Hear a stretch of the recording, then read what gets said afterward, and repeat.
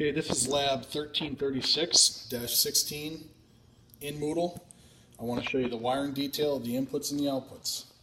You'll notice that the first screw of my stop button, I have the input feed coming into, which is right here.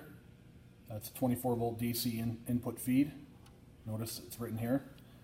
And when we press the stop button, if we press the stop button, it'll send the input on the second screw, and that will then come over to this input, which would be input 0.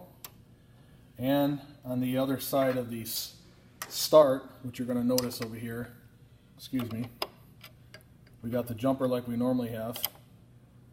So we have that feed coming over to the start button. And then when I press the start button, it will then send an input on this wire over to the PLC, which I have programmed as input 1.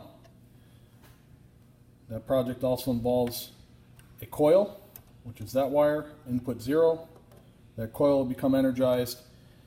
And then we have a red and a green light.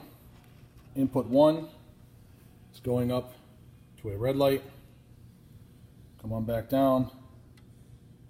Input 2, or I'm sorry, output 0, output 1, output 2 comes over to our green light, and we just simply jump out the neutrals to go back home.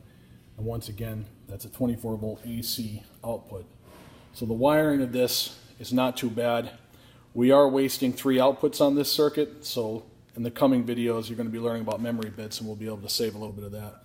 Or of course we could have just wired 1 output and have the lights come off the relays, which would also save the use of 2 other outputs. Thank you.